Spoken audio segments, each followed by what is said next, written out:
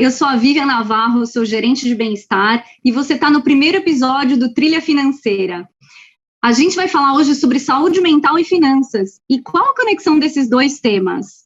Bom, de acordo com a Organização Mundial da Saúde, saúde mental é um estado de bem-estar em que a pessoa desenvolve suas habilidades pessoais, consegue lidar com os estresses do dia a dia, trabalha de forma produtiva e se sente apto a contribuir com a comunidade.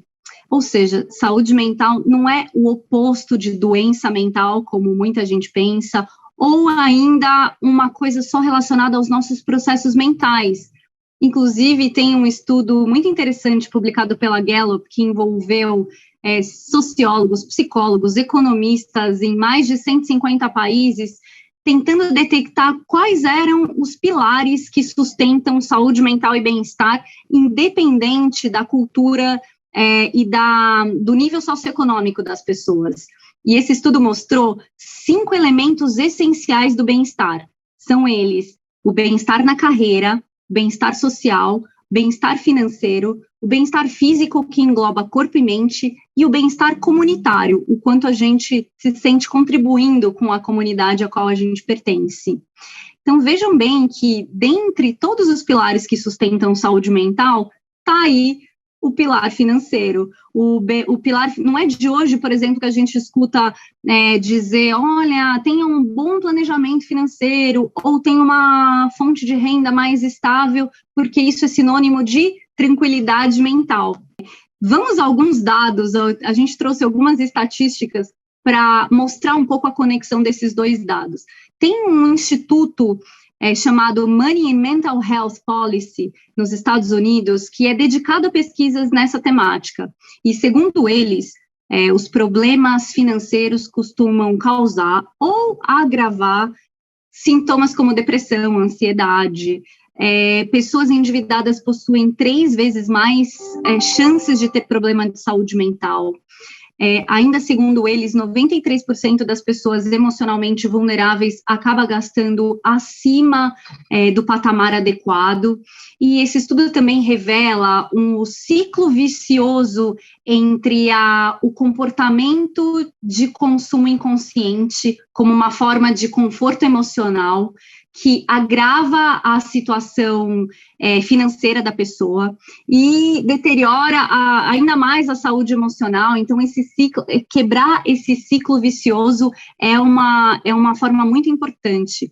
Lembrando que aqui no Brasil a gente tem uma realidade, a gente se perguntou se a nossa realidade aqui no Brasil seria diferente, e o SPC, né, que é o Serviço de Proteção ao Crédito, também faz algumas pesquisas relacionadas a isso, e a gente percebeu que a nossa situação não é muito diferente desses estudos americanos. Por exemplo, 69% dos inadimplentes sofrem de ansiedade por não conseguir pagar dívidas, e 8 em cada 10 inadimplentes brasileiros sofrem um impacto emocional negativo por conta dessas dívidas, que acaba influenciando em outras esferas da vida.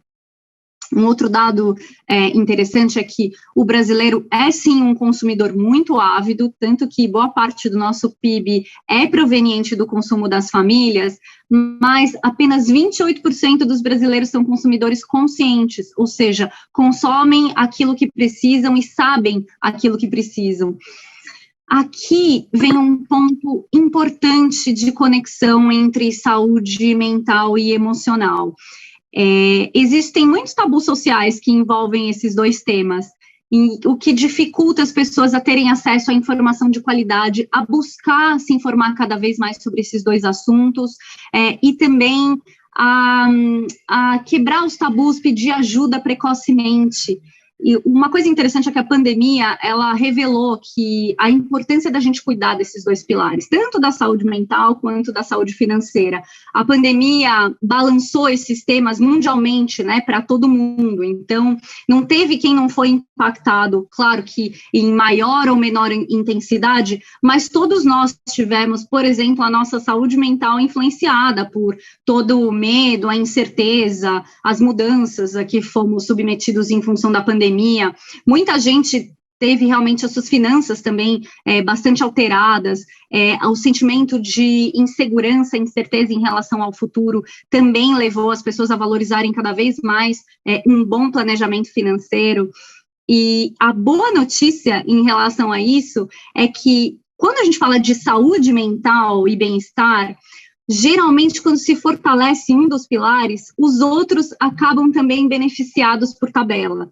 Então, por exemplo, quando você organiza melhor a sua vida financeira, você tem um maior estado de tranquilidade, isso pode impactar positivamente as suas relações sociais, ou quando você fortalece, por exemplo, um pilar como o da saúde física, isso te dá energia, motivação, disciplina para melhorar outros pilares também. E quando a gente fala de saúde mental, é impossível desassociar de hábitos saudáveis, né? Só que quando falado assim parece muito simples. O ponto é que construir novos hábitos nem sempre é tão fácil. A gente precisa traçar algumas estratégias para que isso seja facilitado.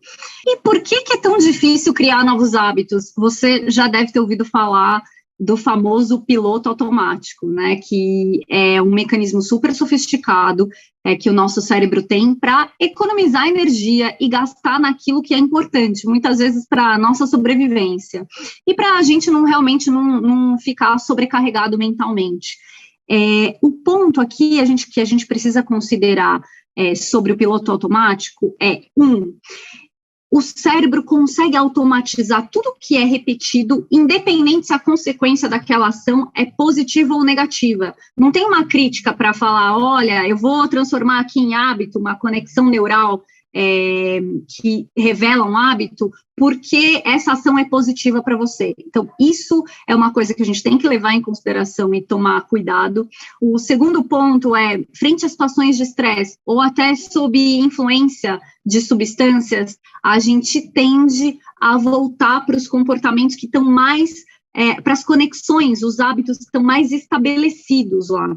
Muitas vezes, quando a gente está querendo mudar alguma coisa, frente a mudanças que geram incertezas, né, daí o estresse, a gente tende a voltar para os comportamentos anteriores mais estabelecidos.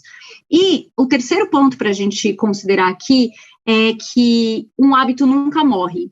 Então, uma conexão, quando você desenvolve uma conexão ali cerebral, que determina, né, um novo padrão ali um padrão de comportamento, você pode enfraquecê-lo, especialmente se você gera uma alternativa àquilo, mas ele sempre existe. Então, considerando essas três nuances, a gente pode usá-las ao nosso favor quando a gente for fazer um planejamento de um novo hábito saudável, que é o primeiro passo para a gente construir uma vida mais saudável mentalmente. Vamos falar sobre algumas dicas, então, para quem está planejando construir hábitos saudáveis? A primeira delas saiba que vai ser mais difícil no começo. E para combater isso, você precisa insistir, repetir.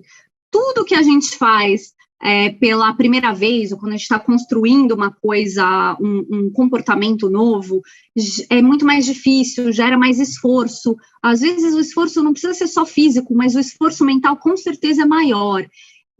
Lembre-se que quanto mais você repetir, mais você cria, fortalece essas conexões cerebrais quando você faz algum comportamento, e isso faz com que fique muito mais leve, muito mais fácil de você realizar essa mesma tarefa mais para frente.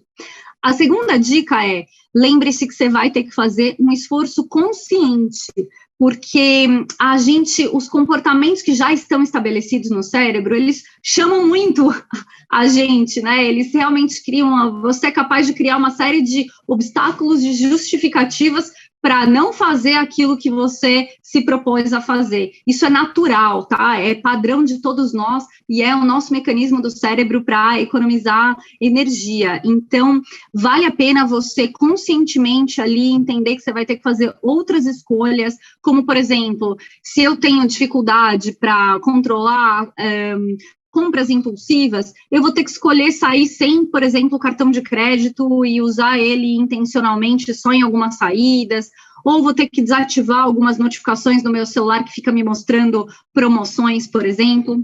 A dica número 3, particularmente, é a minha favorita.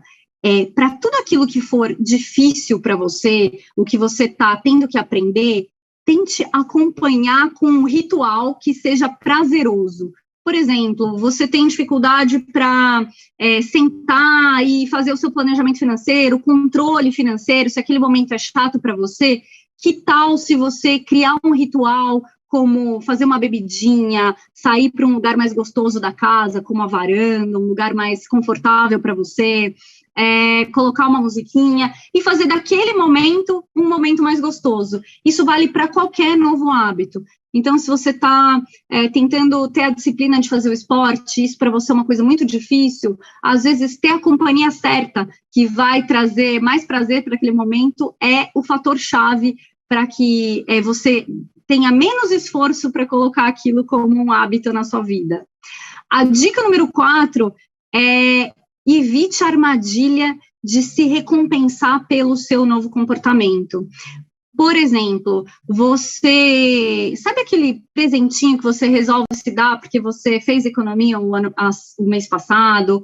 Ou, por exemplo, quando você resolve comer aquele docinho a mais só porque você fez o seu plano alimentar direitinho na semana? Cuidado com isso, porque às vezes esse tipo de recompensa destrói a energia que você está e a constância que você tem para criar esse novo hábito. A dica número 5 é: crie todos os facilitadores que estejam ao seu alcance para construir esse novo hábito. Por exemplo, você quer fazer esporte, já deixa tudo facilitado ali para você, a malinha pronta, a roupa pronta, escolha um lugar que é um lugar de fácil acesso para você, que você não tem que se deslocar até lá, que de repente, já está no seu trajeto.